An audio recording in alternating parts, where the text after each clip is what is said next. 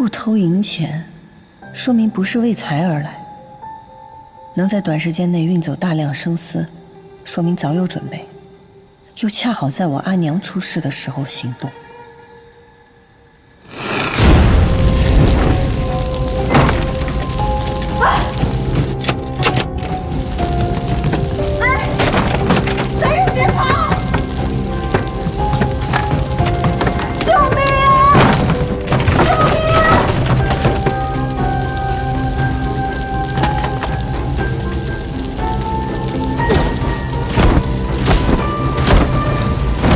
继徐氏入狱，生意折损。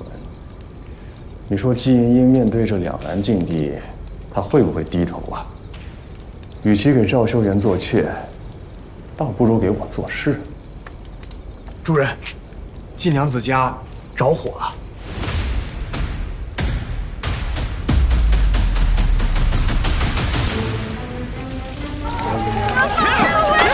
火太大了，不要命了！不行，你听阿爷的话啊！不行，太大了火，你别往前凑了，听话。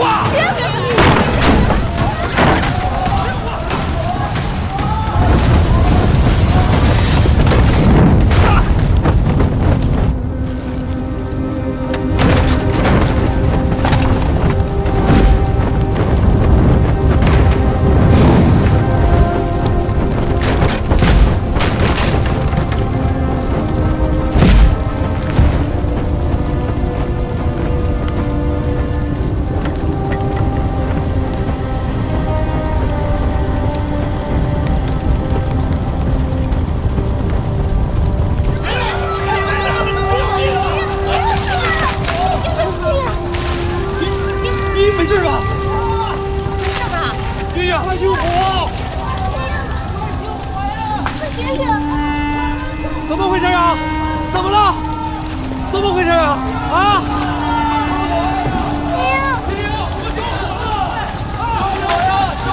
快点救火！月月，怎么了？这是娘子！月月，人醒了，活的，救火！醒了就好。天儿，你看着啊！快！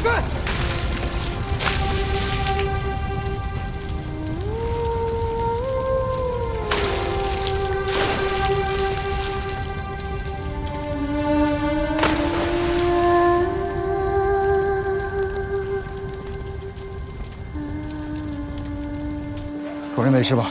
没有受伤吧？没事，没事就好。听叔属下之言，西娘子，就算她价值再大，那也不及主人性命的1/1000。主人不该将季娘子看得太重了。若是今日主人真出点什么意外，那该如何是好啊？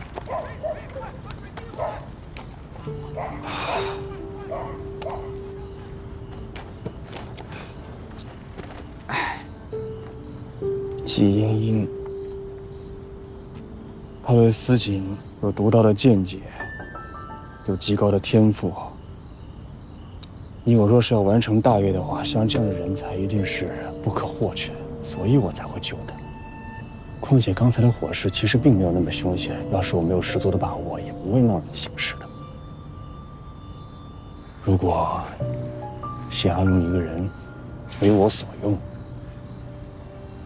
没有比救命之恩分量更重的，对吗？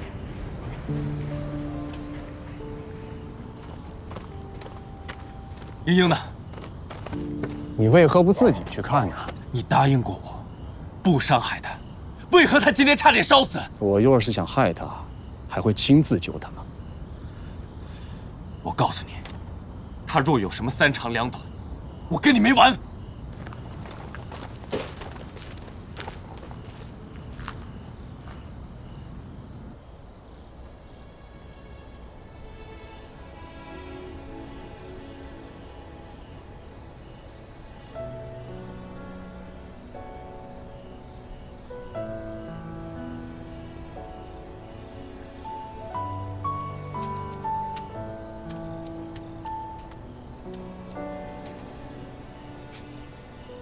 现在许家和邹家的单子还是来不及了。三郎，麻烦你算一下，这2笔订单共要赔付多少？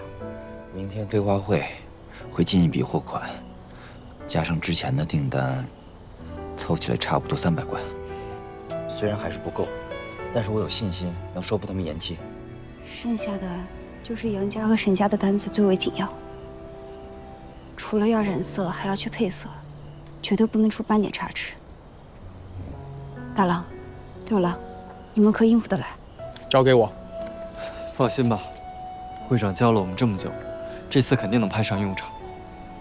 陪花会的事，不能再让茵茵操心了，我们得自己应付过去。只是没了这批丝，钱掌柜的大批大订单就没法开始制作。没事，总会想到办法的。以前那么多次困难，我们都挺过去了，这次一定也可以。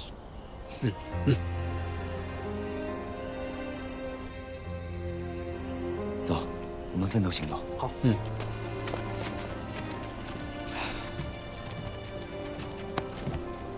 放心不过说啊。没事啊。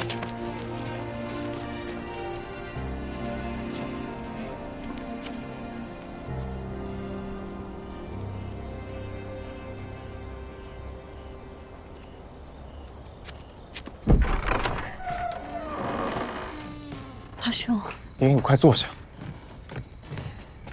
哎呀，坐好。身子还难受吗？我没事儿。阿娘那边怎么样了？他们还是不允许我进去见阿娘。我给牢头拿了一些钱财，叫他好生照顾。宋顺也人找了，但衙门里面说案子还在调查，择期再开堂。稍后我再去其他地方打探些消息，你就不要挂心这边了。放心。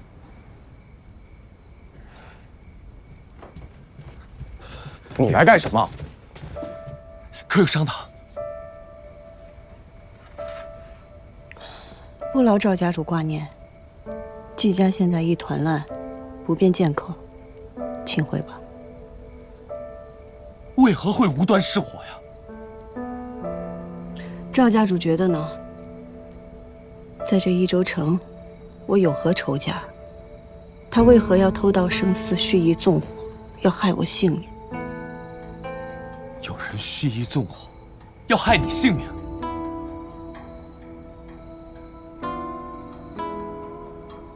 所以你们怀疑是我？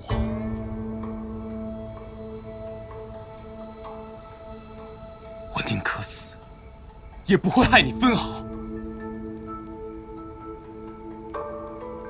想要杀害我的人，至始至终都没变过吧？莹莹，阿兄也不必如此吧。我只是想说，上一次我可以帮你重建季家，这一次我依然可以。昔年的恩情，季家没齿难忘。但如今赵二郎君已然娶妻，这样的话就不用再说，否则叫别人听见引起误。我根本不在乎他们怎么想。我可以帮你，也想帮你。你现在需要我？他不需要。你走不走？再不走，休怪我们不客气。好，既然你们都不相信我，我定会找出真凶。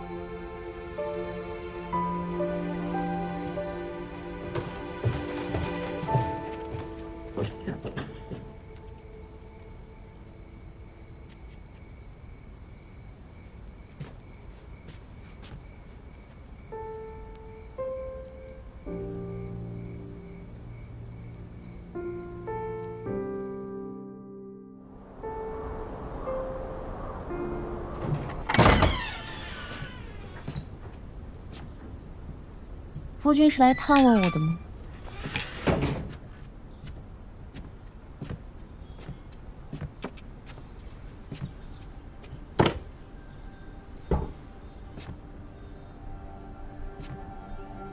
过来看看。夫君要让我看什么？一出好戏啊！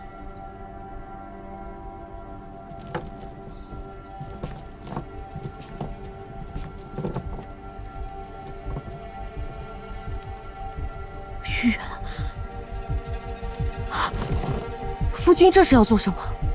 季依英在家中差点被烧死，这件事情你可知晓啊？我整日被你困在这里，我怎么会知道？我还以为你知道呢。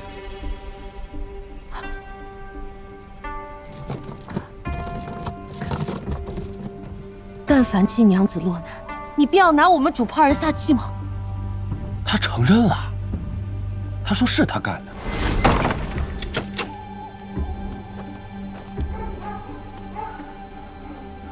全益州恨季依英的不计其数，但是想让他死的，就只有你们。你嫉妒他，他做的越成功，就越显得你是个赝品。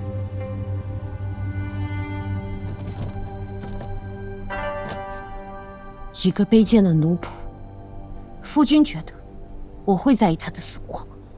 他死不了。我跟你阿耶呀，学了一个水刑。一开始的时候，他只是有点恐惧，但渐渐的，他会逐渐的失去意识，最后活着就跟死了一样。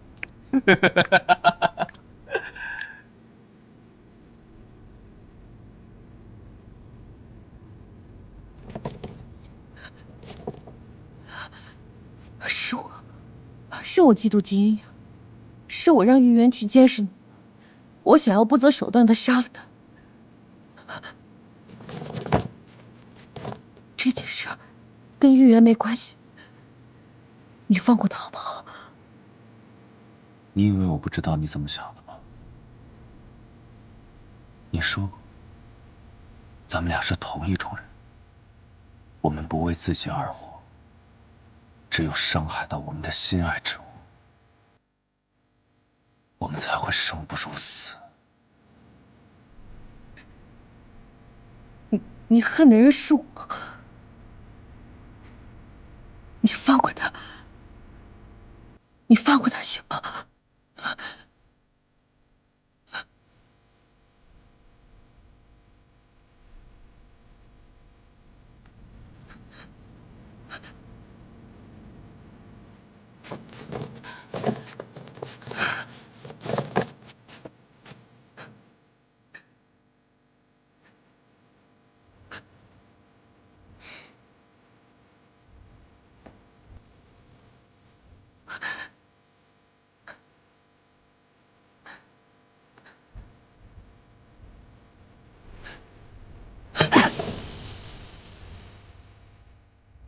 告诉你，但凡季依英再出半点差池，不管是不是你干的，我都会来找你。我不图别的，就图心里痛快。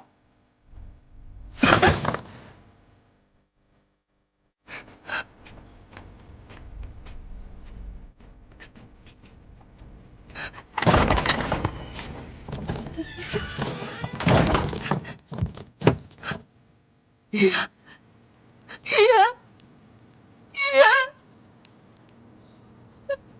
玉渊，玉渊。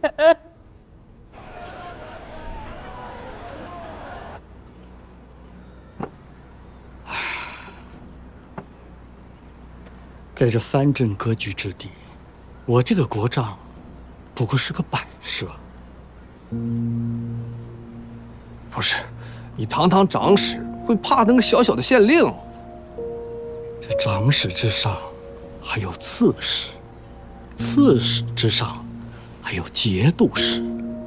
这个案子啊，虽然理应县令审理，但如今益州城当官的没有一个人不知道此事。金娘子应该明白我的意思吧？解铃还需系铃人。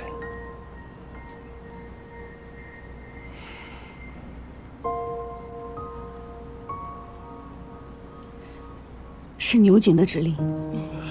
老夫可什么也没说啊。不是，你们说什么呢？这样，你们等着，我去长安找人。找什么找？你知道上面是谁吗？去找人？天高皇帝远，长安也不是事事能管的。那他怎么办啊？14，你先帮我找到我姨父李峰，我想知道那天到底发生了什么。行，包在爷身上了。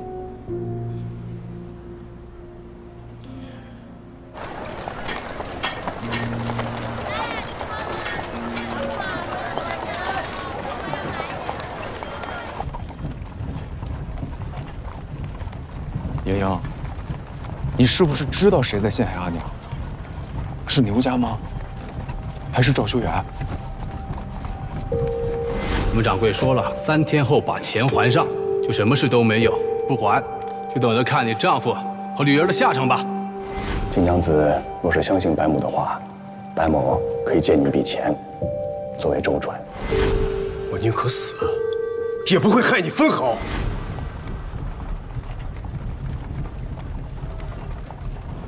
是我不够谨慎，若不是我，李某也不会死，阿娘也不。怀璧无罪，你没有错，他们也绝无可能一手遮天。这一州城，总会有个能讲道理的地方，也总会有一个敢讲道理的官。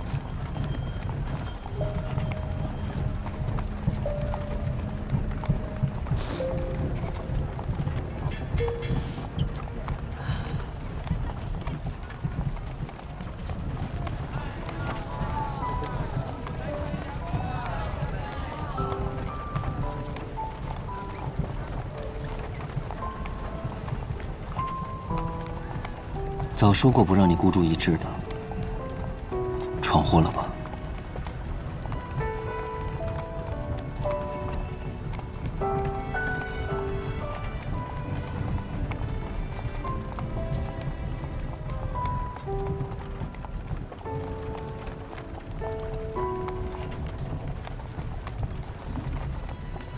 莹莹，莹莹。怎么了？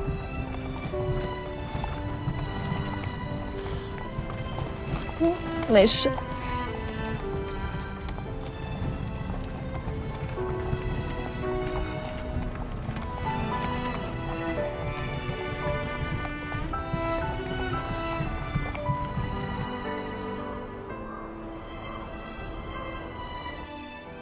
主人，季娘子来了。感谢白郎君昨夜火海相救。举手之劳，我只是不想失去季娘子这么好的生意伙伴而已。之前是我对白郎君顾虑过多，今日英英带了谢礼，聊表心意。无论郎君何时想要定丝定锦，定量多少，皆低于市价1成，这是飞花会的承诺。无论郎君何时陷于危难，只要不违道义，不悖王法，我愿助郎君于水火。这是我季莺莺对朋友的承诺。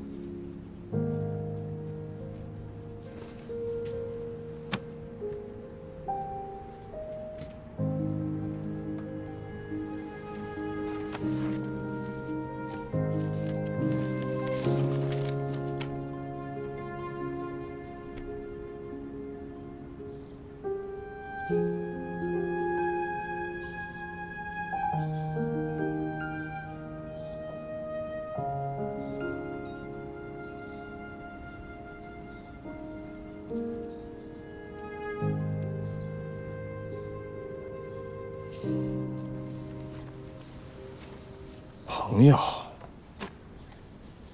对了，白某听说飞花会在采买一些染料和生丝，但是有些人从中作梗，所以一直没有配齐，是吗？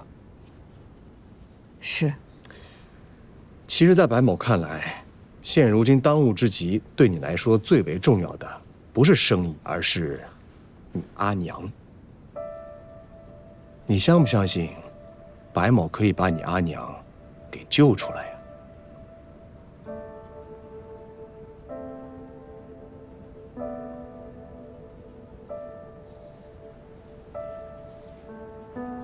我信。信就好。谈谈条件吧。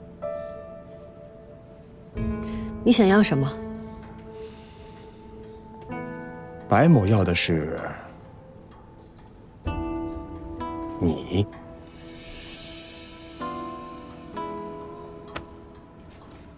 我要你从今往后为我染丝配色，要你号令飞花会和余家为我所用，要你跟着白某一起回到南诏。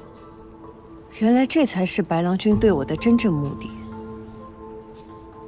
你需要一个更大的舞台，以你的能力，益州这个舞台太小了。白郎君大可不必把买人为奴说得如此好听。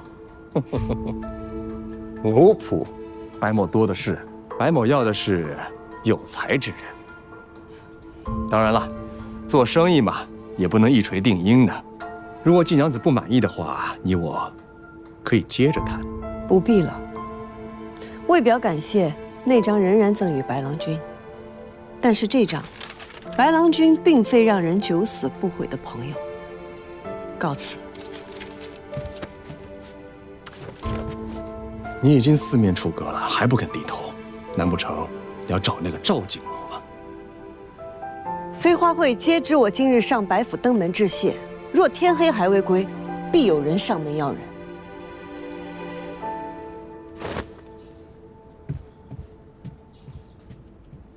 啊！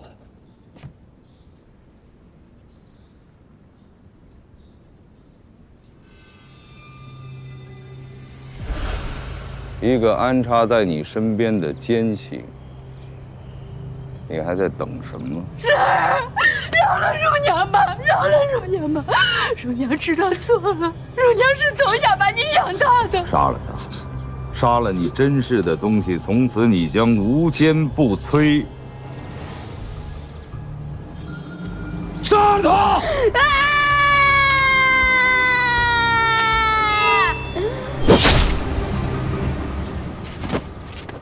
如果你为情所困，死生你将一事无成。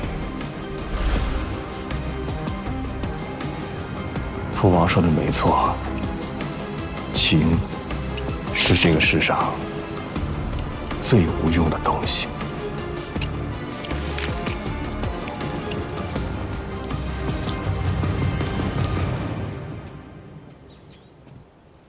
飞花会在干什么？帮着金英处理订单，别的小单子都谈妥了，只是钱掌柜那里不是他们能解决的。他们想要筹钱再买生丝和染料，但您放心，有咱们的人看着，就算他们凑出了钱，也买不齐东西。金英呢？季娘子她去见了白胜。为什么你总是宁可去找那些萍水相逢的男子，也不肯来找我？季伯母在狱中可好？乍然入狱，自是忧思过度。但按您的吩咐，牢里并没有行刑，身体尚可。忧思过度，恐会伤了身子吧？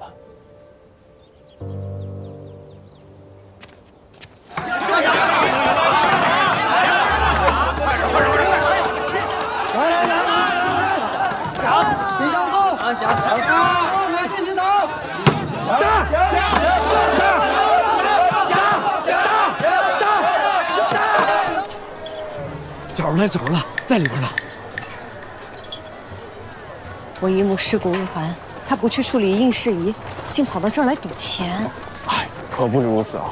我刚才在里边看的，他出手阔绰，一把就输了10几万，眼睛都不眨一下，根本不像没钱那样。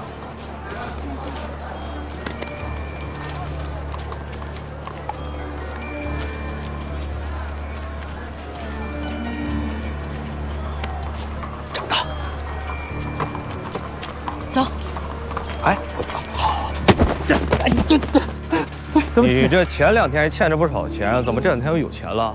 是不是有什么发财的路子瞒着兄弟？没有，这钱是我们自己家攒的。之前我那个在家夫人她不让花，这不她死了我才给她出来花的吗？哼，不对吧？啊，我听说你夫人为了跟你还钱，向季家借了不少钱。她有钱了，借什么钱？这钱是她攒着给我们女儿做嫁妆的，她才不会拿钱来救我呢。真的。嫁妆，你说爷信不信嫁妆？老实说，钱从哪儿来的？老子都打听好几天了。你欠的那些钱，在你夫人来赎你之前，早就已经还完了。用什么钱还的？是不是季家的1000万？不是，英雄，我说的都是实话，这就是我的钱呀。你的钱？你是不是为了那1000贯，你杀了你的夫人，你还赖别人啊？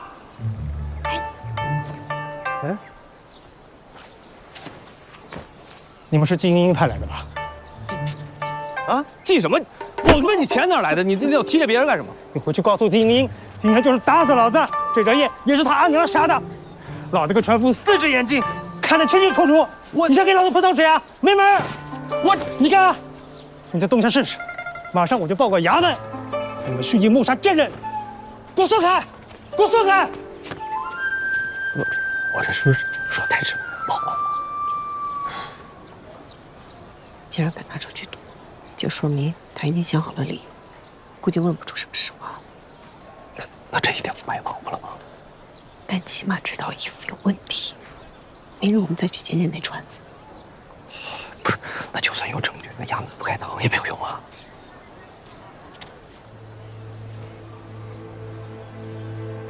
无母有冤，恳请最大人明察，为民做主啊！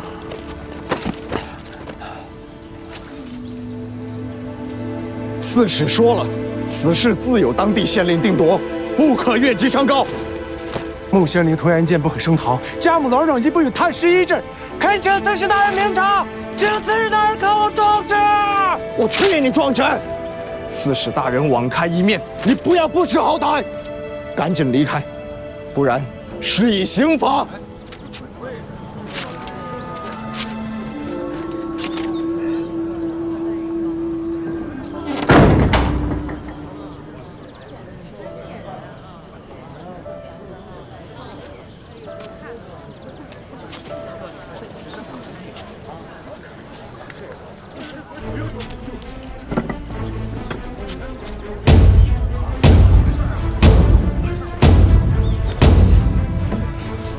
草民纪要停，3道院人士，家母季徐氏被栽赃杀人，县令推案件不肯升堂，吴母老中染疾，县令被探视一阵，恳请刺史大人明察。乔婷，这是龙道观，我不能乱敲。阿玉，这事你别管。季小婷，县令被探视一阵，恳请刺史大人明察。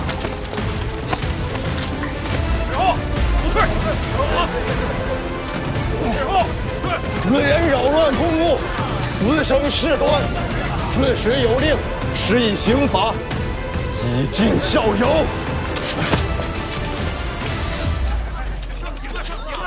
你们执行人最看重的就是这双手，你现在还有后悔的机会。季小婷，这双手这人真的废了，我今日也要替我阿娘伸冤明屈。我看你要嘴硬到什么时候？上刑！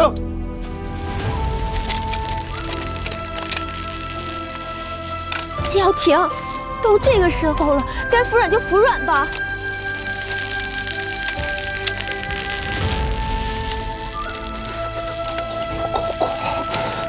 凭你说，生而被报，天理何在？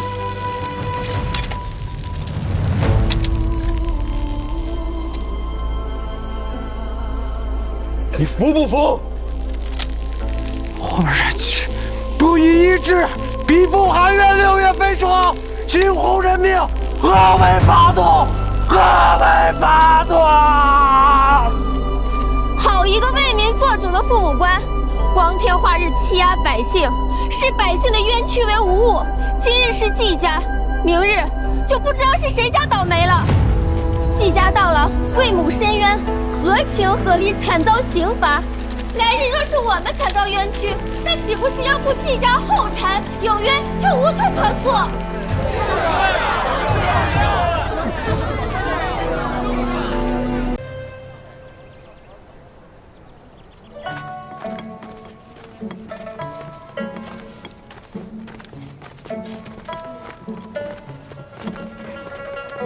季娘子不在这儿吗？会长在里边谈生意呢，一笔大生意。大生意。吐蕃来的钱掌柜，为了他们的赛马会，订购了30匹刘伯锦，高于市场价30%呢。这不是天上掉下来的大生意吗？这笔单如果成了，我们以后1年都衣食无忧了。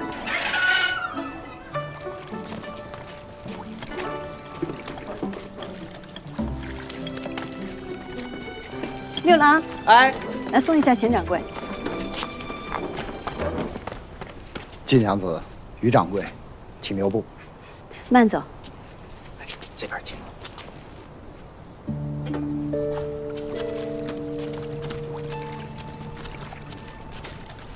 白郎君怎么在这里？可是第一批刘伯锦的分利有什么问题？买卖还没有结束，难道交情就要结束了吗？今日白某是来做客的。啊，白郎君是外邦人，可能不清楚，在我们中原做客做生意得先敲门递拜帖，人主人家同意了才能来。于掌柜，递过了。白郎君入乡随俗的很快啊。哎呀，先说正事儿吧，怎么样啊？依依，这笔单签了吗？咱们飞花会是不是要发达了？你们如何看待这笔订单？觉得该签吗？签啊，肯定签啊！有钱不赚，不傻吗？那白郎君觉得呢？白某只不过是个外人，也不懂织锦，不敢随便乱拿主意，还是得季娘子和于掌柜定夺才是。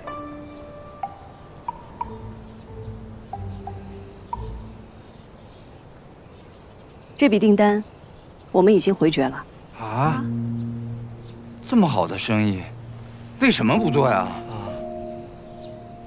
哎呀，于掌柜，您拦着点啊！这么好的生意，那是有条件的。钱掌柜之所以出了那么高的价格，那是因为他定的时间太赶了，而且时间定得很死，没有任何的回旋余地。当然了，我们努把力抓紧一点，也不是不能做到，但是就怕万一呀，一旦出现疏漏，我们不能按时交货，那留给我们的就是巨额的赔付。如今我们飞花会稳中有进，没必要冒这个险。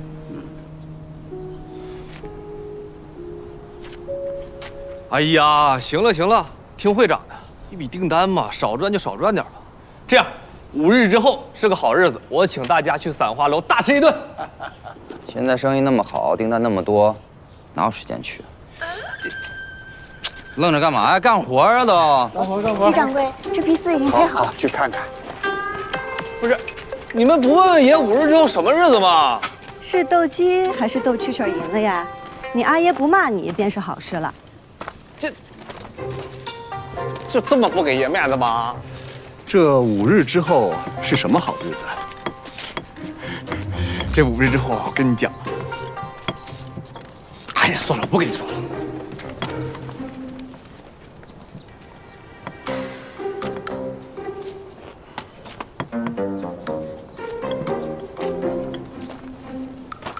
这季娘子的朋友就不能是白某的朋友吗？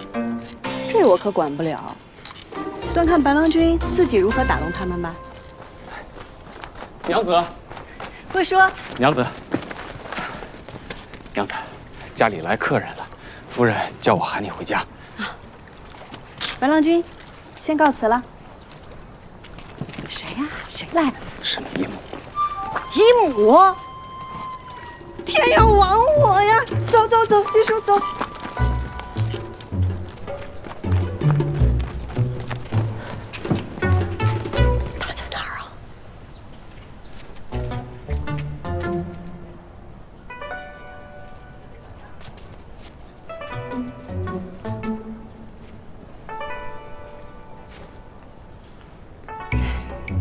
姨母，姨母，你怎么来了？大呼小叫，跑来跑去的，成何体统？见过姨母。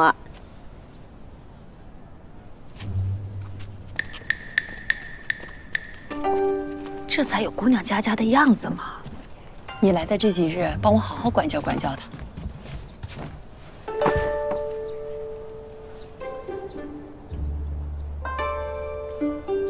来，咱们吃饭吧。哎，吃饭要端庄，岂有直接动手的道理？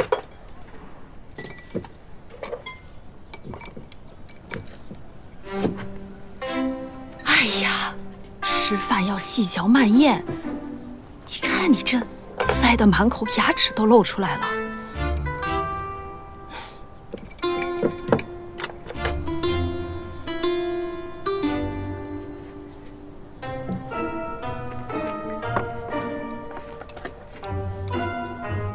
哎，姨母，您身子最近……食不言，寝不语的道理也不记得了。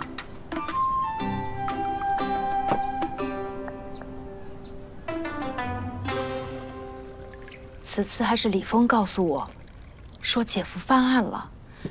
若不是叶娘婚期将近，我本该早些过来的。这么多年过去，姐夫终于沉冤得雪，姐姐你也终于等来这一天，我着实为你感到高兴。是啊，终于等到这一天了。来，喝茶。我怎么这么不幸啊？当年我们家遭难去找他们帮忙的时候，你记得姨父是怎么侮辱我们的吗？姨父虽然可恶，可前2年多亏姨母的偷偷接济，我们才能熬下来啊。姨母我肯定是感激的，但这个姨父，他肯定是看我们发达了，又想认这个亲戚。嘘。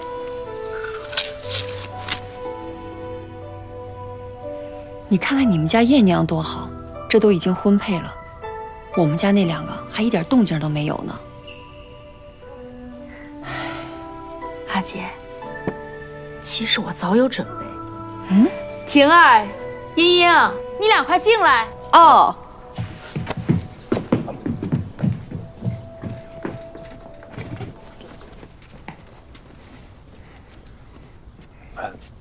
姨母，姨母此次过来啊，给你们带了礼物，过来看看喜不喜欢。这是婷儿的。哎。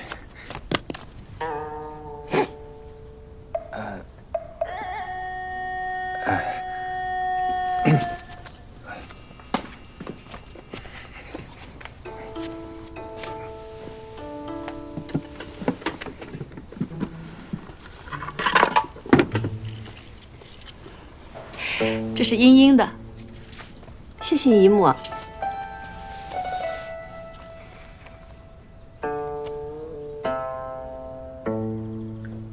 只是姨母，我跟阿兄的是不是反了？没反啊。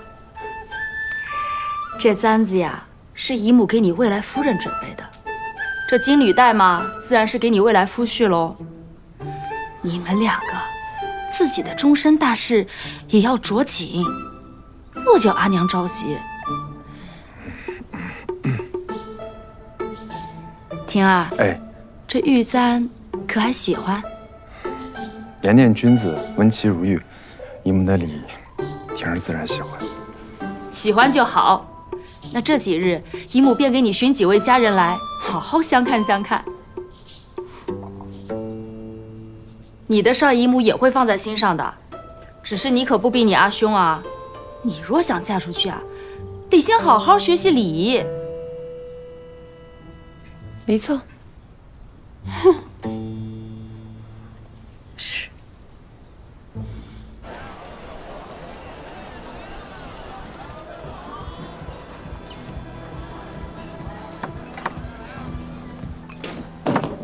掌柜的，季大将军说是有事找你，请您过去一下。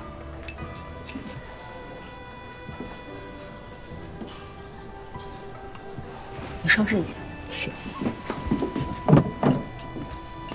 季家大郎有事找我。线索。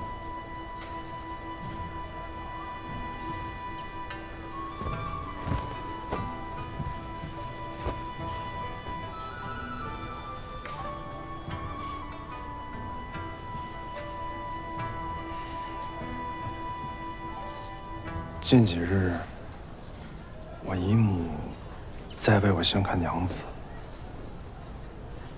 好事啊，恭喜你。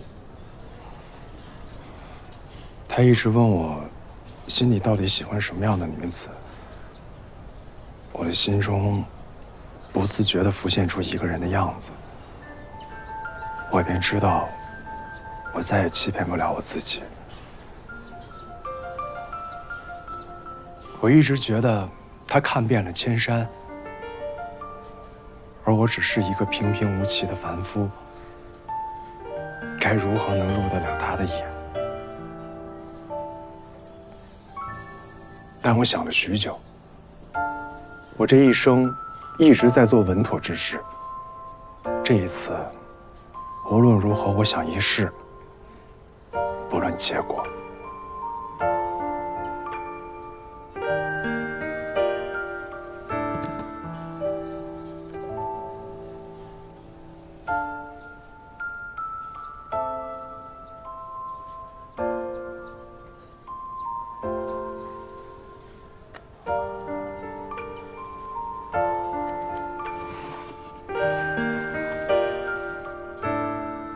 玉娘，我们第一次相遇是在3年前的5月初10，因为英英离家出走，她便住在了你这里。那个时候，你在院子里舞剑，翩若惊鸿，娇若游龙。我第一次见一个女子那样的洒脱肆意。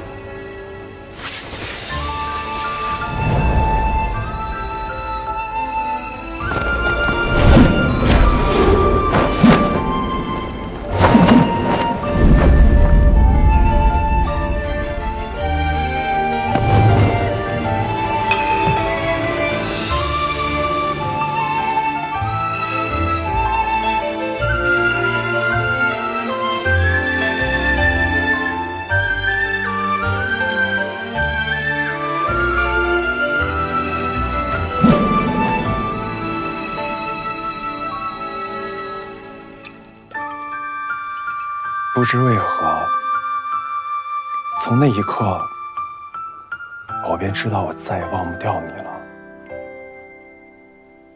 可家中艰难，我无暇为了自己的私心行动，更没有底气站在你的面前对你诉说心意。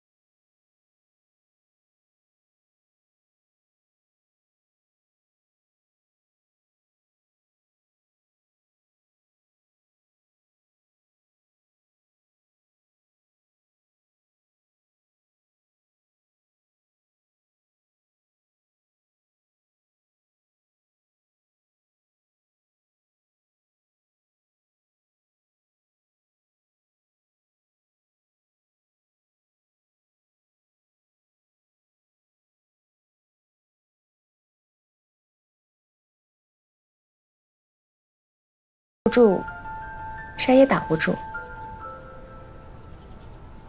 这阵风也曾为一个人而停留过。后来的事情，我想你大抵也听说过。我仔细想了很久，我真的不能做一个端庄的妇人吗？不是不能，而是我不愿意。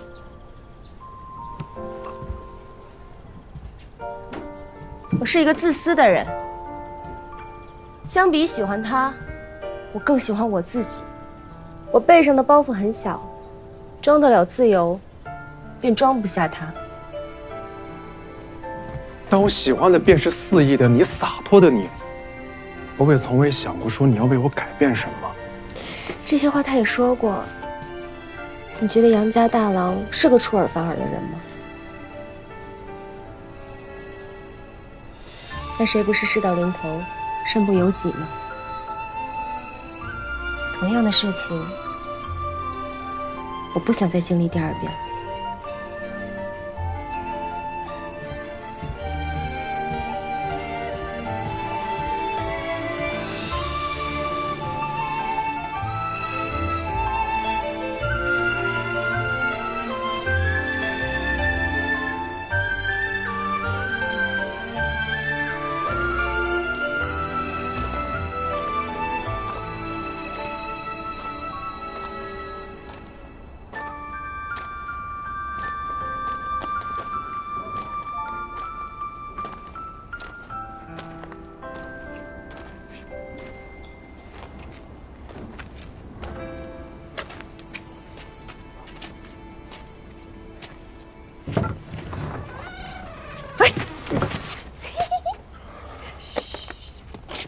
叔，你忘了，姨母说了，我们家无论男女主仆，进也不许锁。我确实忘了，但是没事，我已经骗他们说你睡着了。哎呀，难得呀，还有我跟阿雄悄悄开门的时候。阿雄，你。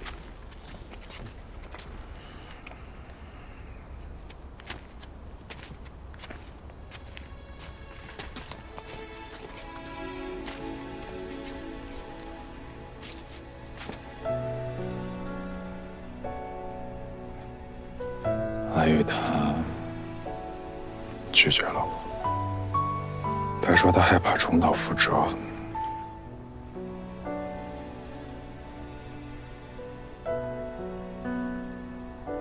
阿玉看着肆意洒脱，但其实他内心也有柔软的地方。他之前跟我说，在江湖上，武功最高的侠客是不过招的侠客。因为只要不过招，就不会输。他其实是在保护自己。是我做的不够好。我刚刚在他楼下想了很久，我只告诉他我喜欢他，但是我的这份喜欢，又能够让他得到些什么呢？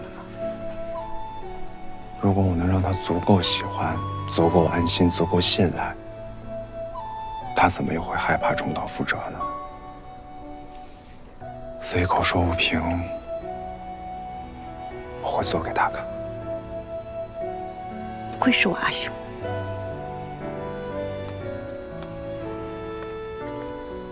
但是阿玉心智很坚定，做了决定的事情，想来很难回头。阿雄这段路还是要走很长。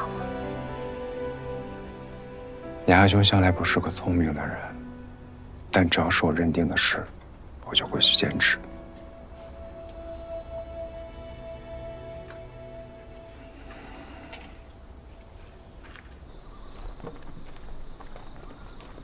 哎，少爷来干什么呀？一天都没人搭理爷。知道今天什么日子吗？爷忙着呢，你们不搭理爷，有的是人搭理爷。这什么意思啊？谁说没人搭理你啊？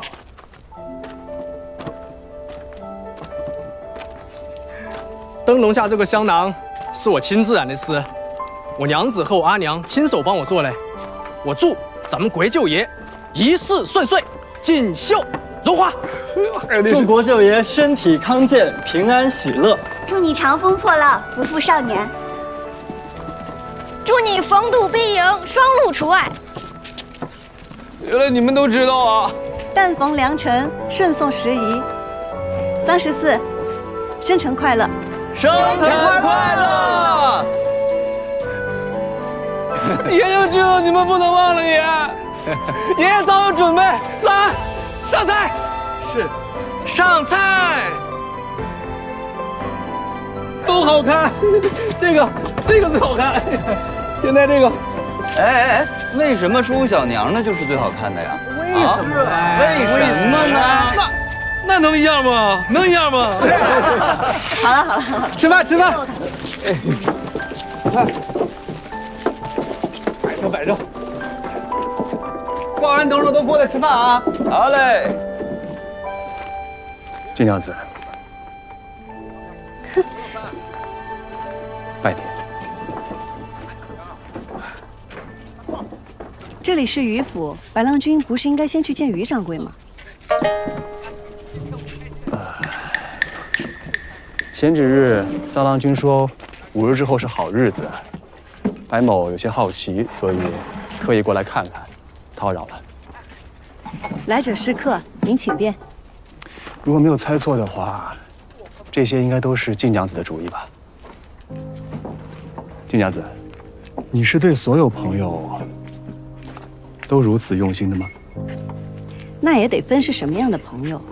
我不介意我的朋友聪明，有自己的目的，但是要做我精英的朋友，只有一点，便是要赤诚以待。那你我之间现如今可算是朋友啊？如今嘛，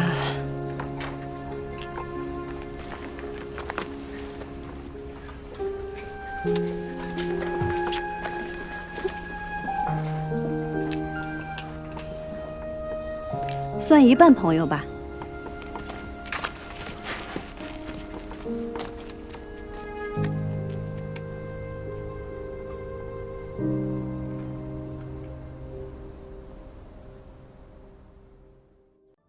益州府10月9，斗锦会。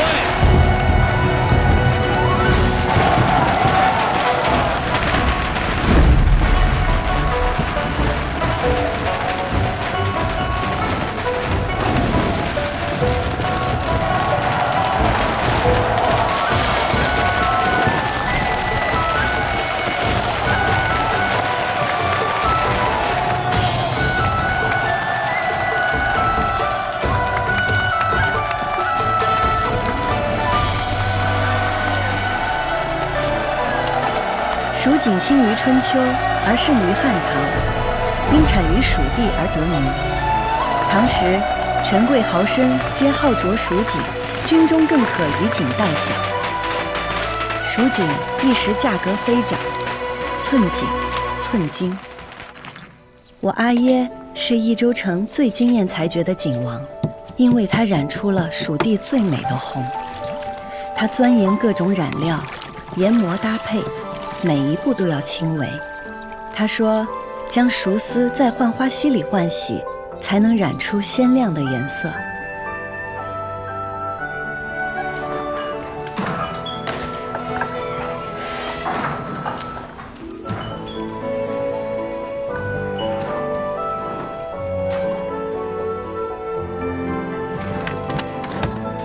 那是我见过最美的红丝，张扬热烈，流光溢彩。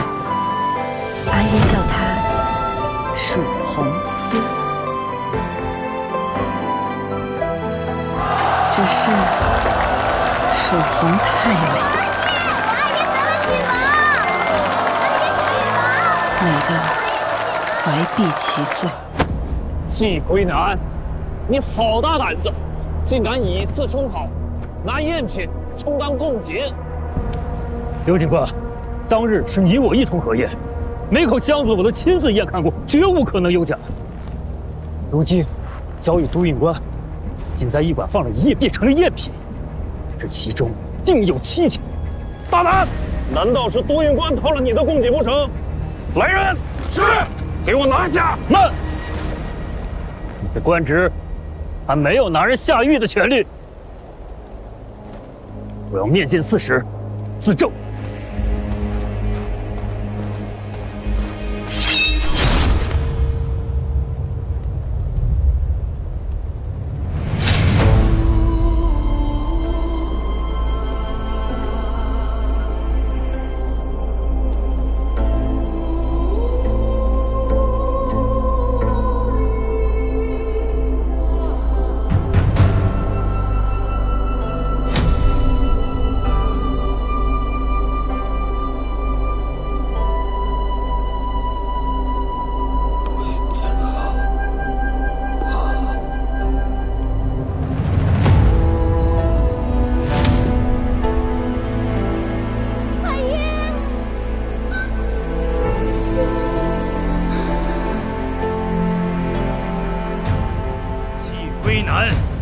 次充好，欺君犯上，负隅顽抗，就地正法。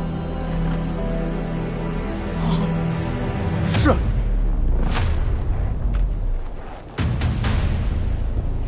季归南，以次充好，欺君犯上，负隅顽抗，已被都运官就地正法。将季家所有的财物一律充公，给我搜！是。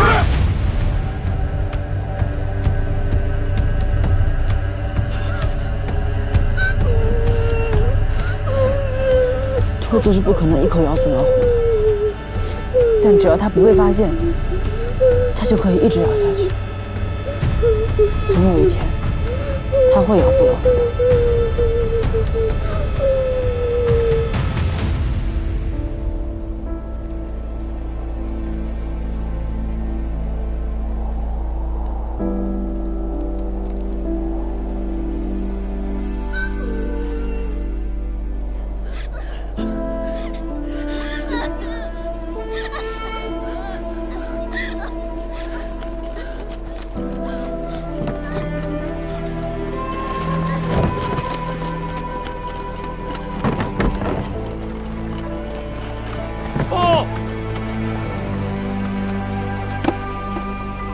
找到蜀红锦衣一件，应该是宫中赏赐。那是我的，是阿爷留给我的。放开！快松手！爷爷，快松手！阿爷说过，钱没了可以再吃，人没了就什么都没有了。让你放开！莹莹。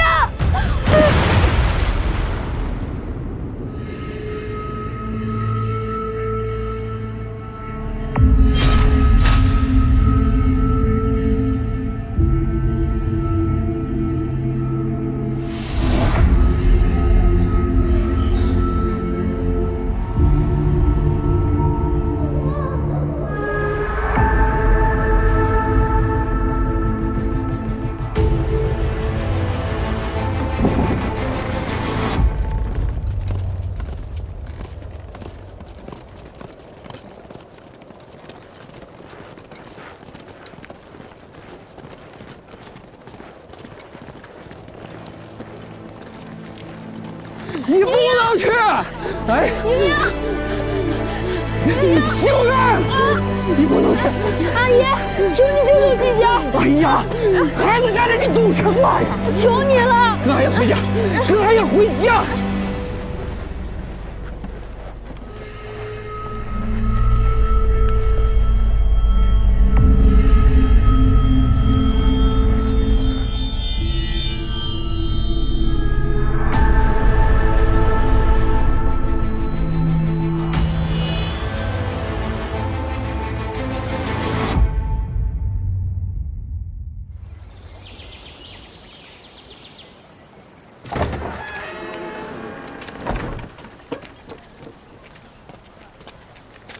这里虽然有些残破，但是我能找到最好的房子了。赵二郎君有心了，这钱，季家会尽快还给你的。钱什么时候还都来得及的。您和英英与阿兄喜逢大赦，一切都从新开始，日后定是一日好过一日。借赵二郎君吉言。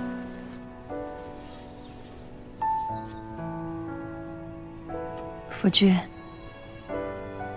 我们回家了。阿爷你就放心吧，我和阿兄会听阿娘的话的。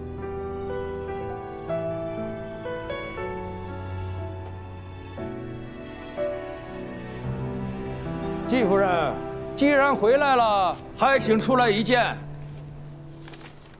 季夫人，那咱们的债是不是可以清一清了？诸位，这个钱，季家一定会还的。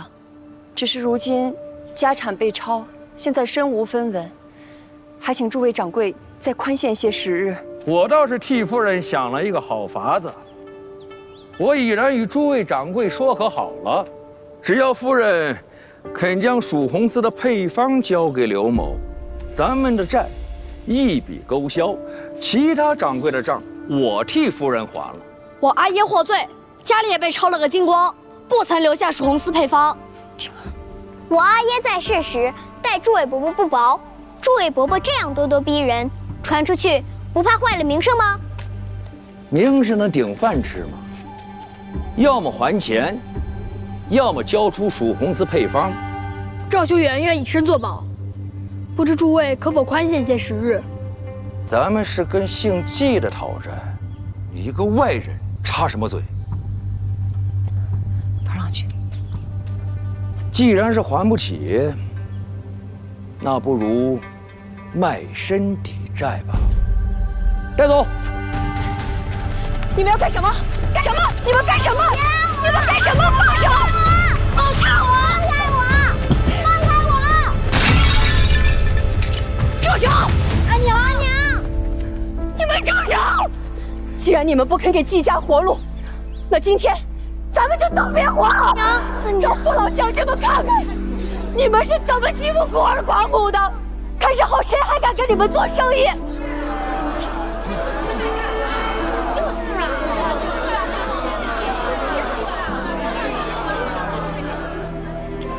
好，今天我就退一步。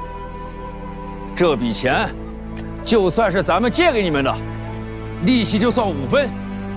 从今年开始，每年都得还利。若是晚了1天，哼，别怪我们告上官府，让你们季家以身抵债。走。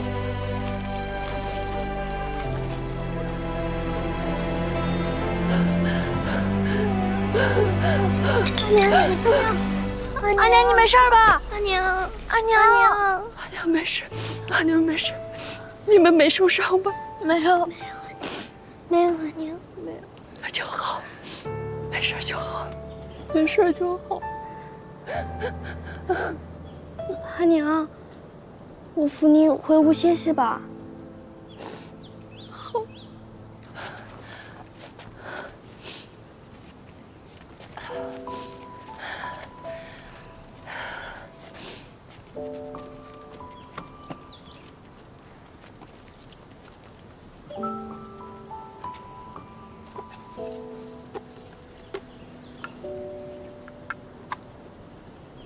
料峭寒雪尽，娥皇时迎春。莺莺，愿你尽遣霉运，从新开始。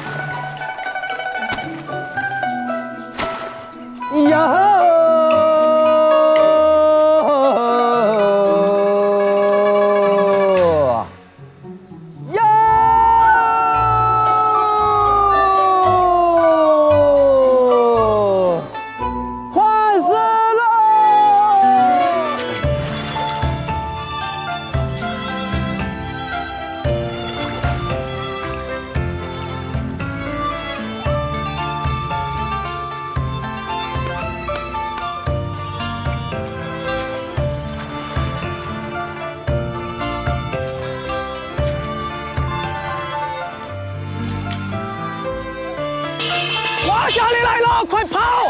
快，搜摊！快！这花甲要洗次就不洗别人洗，太霸道了！这人家大两哭手不行。小年，帮我把那个收了，快！我去拖住他们。拜托了，莺莺，太感谢了。快点！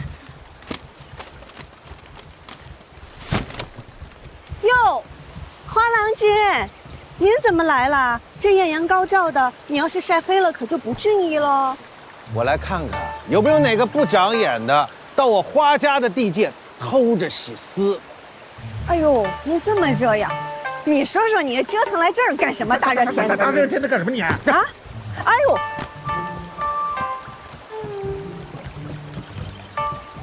今日我季家交货，黄郎君怎么不去看看呀？看什么看啊？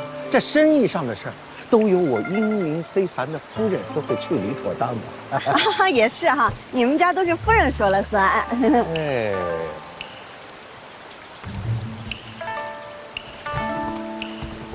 金玉存心跟我作对是不是？怎么了？我去不是给您打伞吗？自然是您到哪边我就到哪边呀。我在哪边，你就在哪边是吧？拿来吧，让开。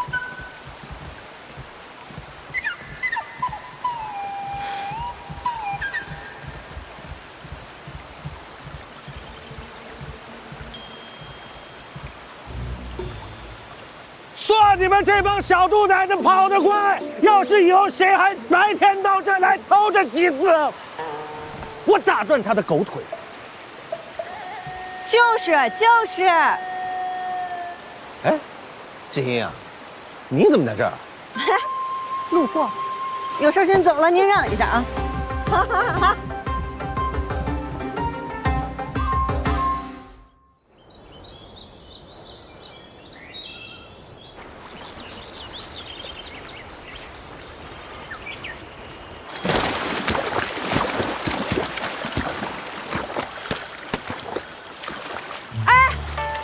是颜金印马，良驹配美人，春色正好，可有小娘子愿与爷同乘呢？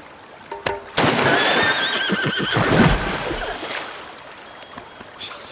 爷这个姐姐呢，差点摔着爷。这位小娘子很是俊俏，爷带你进城游玩一番啊。我爹，流氓！爷！哎，快！他们调戏小娘子！敢来三道堰欺负小娘子，我看你是打老虎脱裤子，又不要脸又不要命啊！就是，你说谁的脸是定的？你知不知道爷是谁啊？怎么跟爷说话的？爷告诉你，打你就打你，我打你之前还查一下你家家谱啊！打他！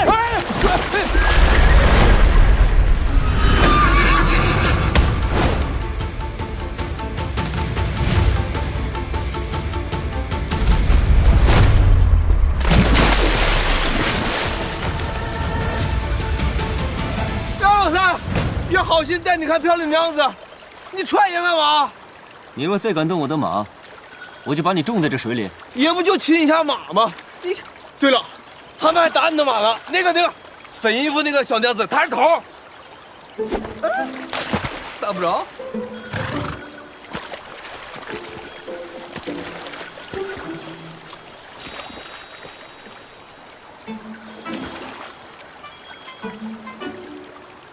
是你呢？多谢郎君为我实话。我若没来得及时，他祸便就死在这儿了。对，是他调戏小娘子在前，我若没及时拦住，他祸便入牢狱了。这么说，他确实该打。不是杨老三，你怎么胳膊肘往外拐呀？可是，你们却打了我的马。对呀，对不住啊。我们打的时候，他也没说是你的马呀。你说这马竟不会说人话，他但凡说一句是你的马，我们也不会打他。就是。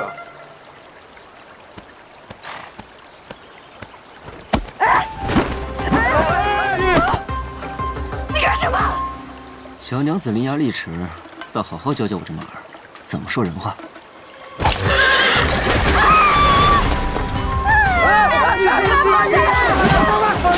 放下来了！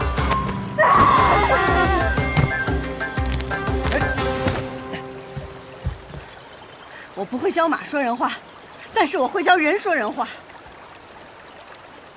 这人会悬崖勒马，马可不会控制自己。下次打人的时候离马远一点，我不是每次都能来得这么及时。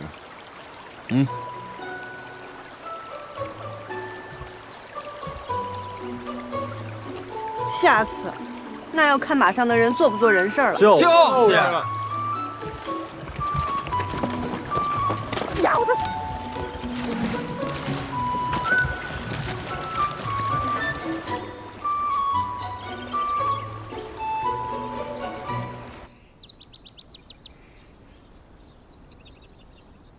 生我所欲也，义亦我所欲也，二者不可得兼，舍生而取义者也。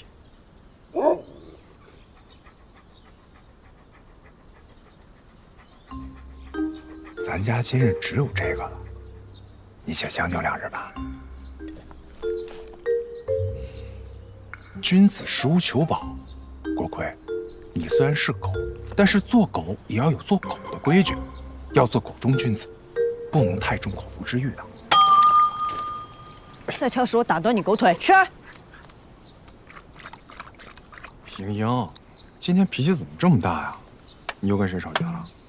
没，就打了一架。啊？和谁呀？我不知道。我看那衣裳还挺富贵的，但是他不知道我是谁。阿兄。咱们说好了，老规矩，不找上门就是无事发生，找上门就带阿娘出去走走。老君，儿子，那花掌柜来了。阿兄，我怕我去会会。哎，我先去拖着他，给我。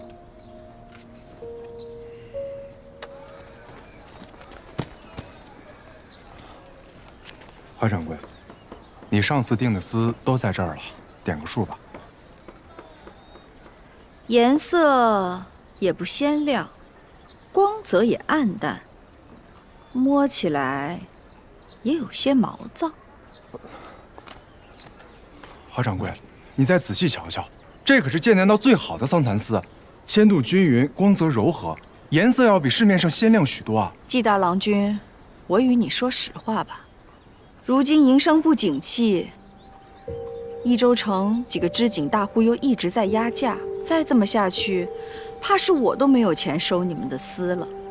人无信不立，我们既然立了契，就该按规矩办事。这是你季郎君的规矩，我的规矩，若要卖，就按5折算，不卖就算了。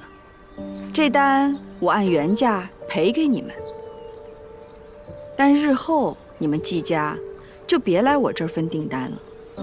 花掌柜，家中情况你也知道。每年还要还你利息，我阿娘又病着，这吃药也是一笔不小的开销啊。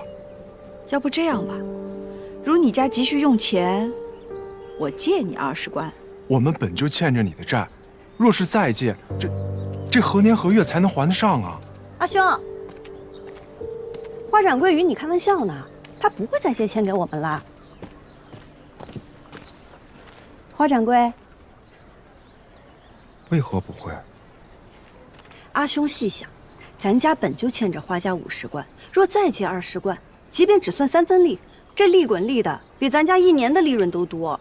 这要是还不上，我们全家都得卖身花家为奴。但是，花掌柜宅心仁厚，人美心善，他定不会让咱们卖身的，自然就不会借钱给咱啦，对不对，花掌柜？那好，既然季家不缺钱，这单就按4折算吧。花掌柜，好啊，那就请花掌柜重新拟定订单，里面请。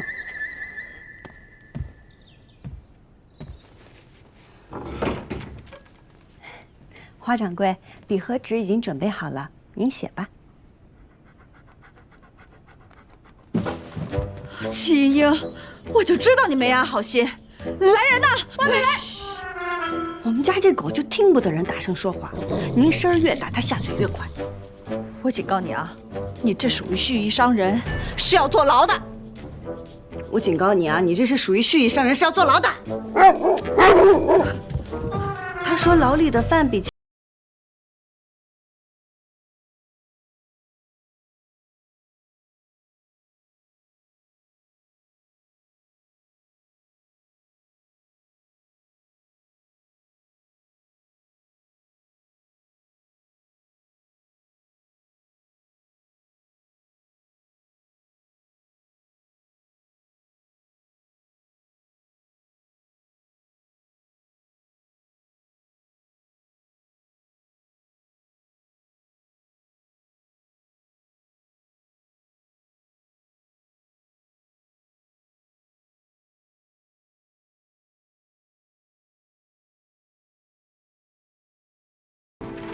成交，劳您画押。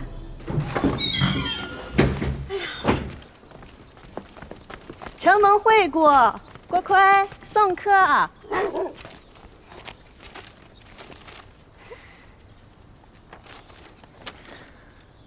艳阳，我知道花掌柜是为了让咱们家厉滚利一辈子给他当奴隶使，可你今日如此对他，若是来日他不收咱们家私了，可如何是好啊？咱家私染的好，便是7折他也不亏。他生气归生气，但他是个商人，利益是第一位的。可阿爷说过，以德服人，生意才能长久。阿爷也说过，只与讲道理的人讲道理。阿兄，咱们不是说好了吗？死的归你管，活的归我管。好。哎，戚夫人，听闻您女儿今日在浣花溪畔与人打起来了。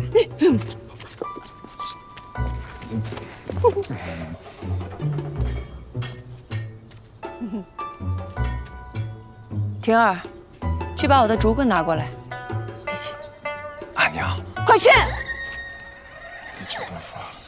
为什么都季妍妍，给我站住！